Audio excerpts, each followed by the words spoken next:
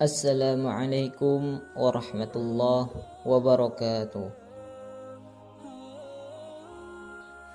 Setelah umat Islam mengalami intimidasi, kesulitan, dan duka meninggalkan kampung halaman mereka di Mekah, meninggalkan harta dan keluarga di sana, Rasulullah Shallallahu Alaihi Wasallam mengadakan rencana penyergapan kafilah Quraisy. Ya ma'syar al-muhajirin wal-ansar, السلاح السلاح.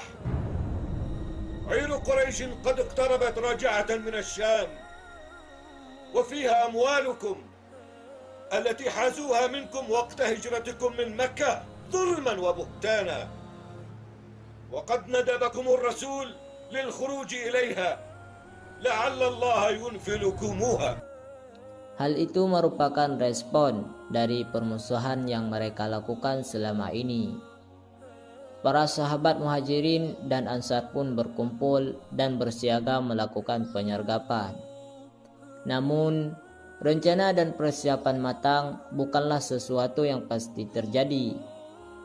Manusia sekelas Rasulullah Shallallahu Alaihi Wasallam pun hanya mampu berencana. Namun, Allah Azza wa Jalla melakukan apa yang Dia kehendaki. Penyergapan gagal. Kafilah dagang yang dipimpin oleh Abu Sufyan bin Harb berhasil melarikan diri. Malah Quraisy berbalik melakukan persiapan matang untuk berperang. Mereka hendak memberi pelajaran kepada kelompok kecil kaum muslimin agar orang-orang sejazirah Arab jangan pernah meremehkan Quraisy. Begitu kata Abu Jahal. Nabi Shallallahu Alaihi Wasallam bersama para sahabatnya keluar dari Madinah pada tanggal 12 Ramadan tahun 2 Hijriah. Beliau tidak mewajibkan setiap kaum muslimin untuk ambil bagian menuju Badar, karena keberangkatan ini hanya bertujuan menyergap kafilah Quraisy, bukan untuk berperang. Hanya untuk menghadang kafilah yang membawa 1000 onta, 50.000 dinar emas, dan hanya dijaga oleh 40 orang.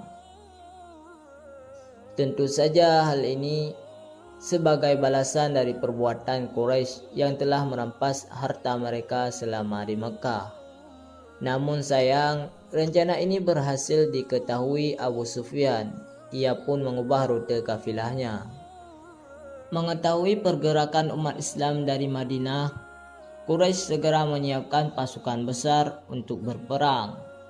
Mereka membawa 1.300 pasukan, 600 diantaranya pasukan berbaju besi, dan 100 diantaranya penunggang kuda. Mereka juga membawa onta dalam jumlah yang besar. Sementara kaum muslimin hanya berjumlah 314 orang. Ada yang mengatakan 319 orang. 83 diantaranya adalah kaum muhajirin. Nabi Shallallahu Alaihi Wasallam duduk khusyuk bermunajat kepada Rabb-Nya, memohon pertolongan kepada Maha Penolong. Beliau berdoa, artinya, Ya Allah, penuhilah janjimu kepadaku. Ya Allah, berikanlah apa yang telah Engkau janjikan kepadaku. Ya Allah, jika Engkau membinasakan pasukan Islam ini, maka tidak ada yang akan beribadah kepadamu di muka bumi ini. Sampai-sampai ridha beliau terjatuh dari pundaknya karena begitu tingginya beliau mengangkat tangannya ke arah langit. Melihat keadaan demikian, Abu Bakar merasa tak sampai hati. Dia taruh kembali ridha Nabi Shallallahu Alaihi Wasallam di atas pundaknya dan mendekapkannya. Kemudian Abu Bakar berkata, Ya Nabi Allah, ba'da munashadatika rabbak, fa inna Allah munjizu laka ma wa'adak. Nabi Shallallahu Alaihi Wasallam pun keluar dari tendanya. Kemudian membaca firman Allah, Sayuhzamul jam'u wa yuwallunad dubur. Golongan itu pasti akan dikalahkan dan mereka akan mundur ke belakang. Quran Surat Al-Qamar ayat 45. Perang besar pertama ini pun dimenangkan oleh kaum muslimin. 70 orang musyrik tewas di medan Badar. Di antara mereka adalah tokoh-tokoh Quraisy seperti Abu Jahal, Utbah bin Rabi'ah, Syaibah bin Rabi'ah, Umayyah bin Khalaf, dan Al-As bin Hisham bin Al-Mughirah. Dari pihak kaum muslimin, 14 orang menemui syahidnya, 6 orang muhajirin dan 8 orang ansar. Perang ini terjadi pada tanggal 17 Ramadan tahun 2 Hijriah.